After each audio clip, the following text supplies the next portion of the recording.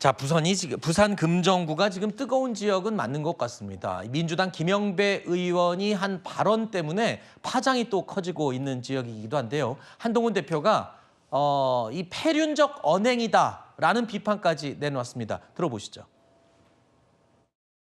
우리는 열심히 일하다가 돌아가신 분들을 모욕하는 사람들이 아닙니다. 아무리 자기들 입속이 중요하다고 그건 아니지 않습니까? 사람 되긴 어려워도 괴물이 되지 말자는 영화 속의 말이 생각났습니다. 그런 언행이 발붙일 틈이 없다는 것을 여러분의 투표로 보여주십시오. 민주당은 파렴치하게도 국민의힘이 공천을 잘못해서 혈세 낭비를 초래했다고 비난했습니다.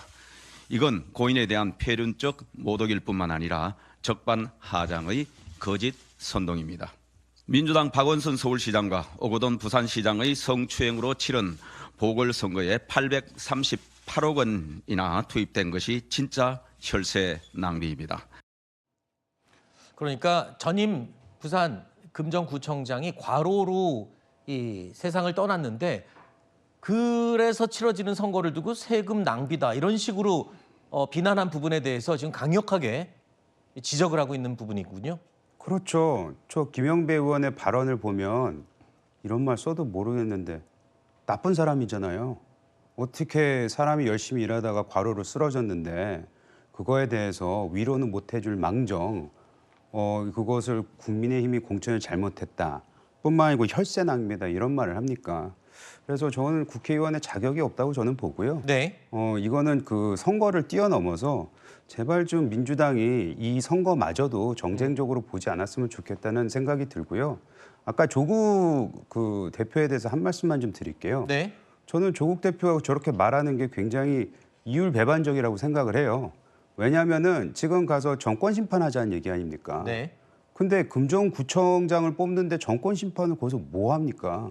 거기는 금정 구민을 위해서 네. 일할 사람을 뽑는 것인데 그리고 지금 그 만약 하나 저 얘기가 먹혀들게 하려면은 한동훈 대표를 비판을 해야 되거든요. 네. 지금 우리 만에 하나 저기서 구청장이 뽑히면은 그 한동훈 대표가 잘 되는 거지 뭐 윤석열 정부가 잘 된다고 그 누구도 지금 생각하지 않아요. 그렇기 네. 때문에 저렇게 윤석열 대통령과 김건희 여사에 대해서 비판을 해봤자 본인들에는 별로 선거적으로 전략적으로 좋다고 생각하지 않습니다. 네. 자, 일단 이 본인의 발언 때문에 문제가 됐던 김영배 의원 지난 11일에요. 전임 금정구청장 이 고인의 유족들에게 사과한다는 입장을 내놓기도 했습니다. 파장을 우려한 민주당도 윤리심판원의 회부를 결정한 것으로 지금 알려지고 있는데 선거 막판에 이런 거가 자칫하면 악재로 다가올 수도 있지 않습니까? 네, 뭐 하여튼 그 김영배 의원의 발언이 신중한 발언이 아니었다, 신중하지 못했다라는 부분에 대해서는 뭐 민주당도 인정을 하고 있고 특히나 본인이 먼저 인정을 하고 있고요.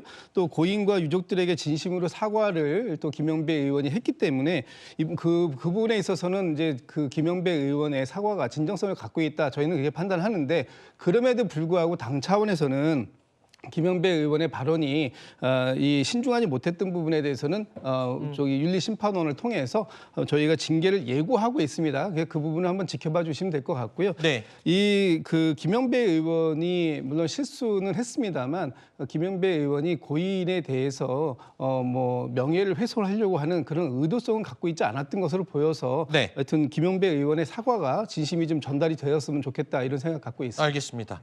네. 예, 제가 짧게만 좀 말씀드리면 만약에 김영배 의원이 저걸 모르고 말을 했잖아요. 그러면 정치적으로는 더 문제입니다. 왜냐하면 김영배 의원이 고향이 부산 금정이에요. 그러면 자기 고향에 보궐선거가 발생해서 지원 유세를 가는데 그 선거가 왜 발생했는지도 모르고 와서 얘기를 하는 겁니다. 그 정도로 자기 고향 일에 관심이 없는 것이고, 자, 부산이 고향인 국회의원도 저 정도일 텐데 그러면 다른 민주당 국회의원들의 부산에 대한 관심은 어느 정도 수준이겠습니까? 그러니까 민주당이 평소에 오죽 부산에 관심이 없으면 저는 저런 망언이 나오겠는가 하는 생각이 듭니다. 여기서 한 말씀만 대변인님 드릴게요. 개인 의견을 전제로 얘기를 해주셨고요. 짧게 부탁드릴게요. 네, 민주당 만약 진짜 진정성 있으면요.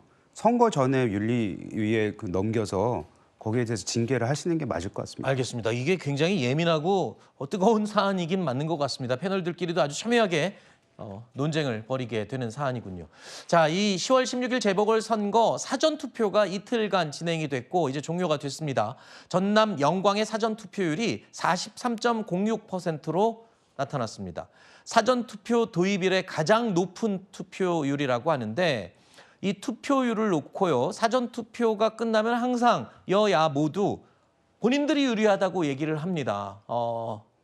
그쪽으로 해석을 하는데 어떻게 보세요? 이건 양쪽 의견을 다 들어야 될 것 같아요. 여야 모두 이렇게 사전투표율이 특히 호남 같은 경우에는 굉장히 뜨거운 격전지였다는 걸 보여주는데 네. 유불리를 선뜻 언급하기는 상당히 좀 어려운 게 객관적으로는 현실인 것 같습니다. 특히 영광 같은 경우에는 이 진보 당세도 상당히 강하게 이 지표로 좀 확인된 부분이 있어서 유권자들이 이렇게 투표자로 사전투표장으로 나가게 되는 여러 동인들이 있었다. 이것이 과연 민주당한테만 득이 될 것인가? 아니면 또 이 부분은 조국혁신당 도 같이 이제 경쟁 구도를 이루면서 다투고 있기 때문에 경쟁을 하고 있기 때문에 선거판은 정말 끝날 때까지 끝난 게 아니다. 단순 투표의 참가율만 보고 유불리를 단정하기엔 좀 이른 것 같다. 이렇게 말씀드리고 싶습니다. 네, 유불리 단정하기는 이르다 얘기를 하시는데요.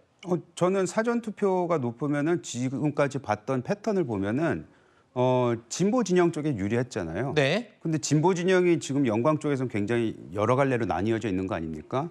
그래서 진보당이 꽤 거기선 선전을 하고 있는 것으로 받아들일 수밖에 없을 것 같고요. 저희는 진짜 두고 봐야 되겠다라는 생각이 네. 들고 반면에 부산 금정은 지금 약간 낮은 편이잖아요. 상대적으로는.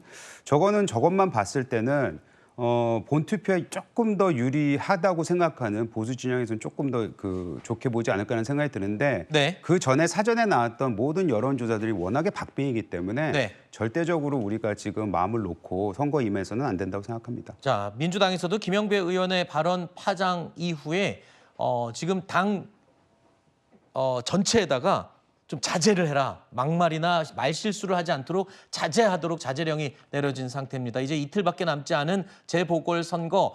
선거는 정말 막판에 뚜껑을 열어봐야 결과를 예측할 수가 있죠. 지켜보도록 하겠습니다.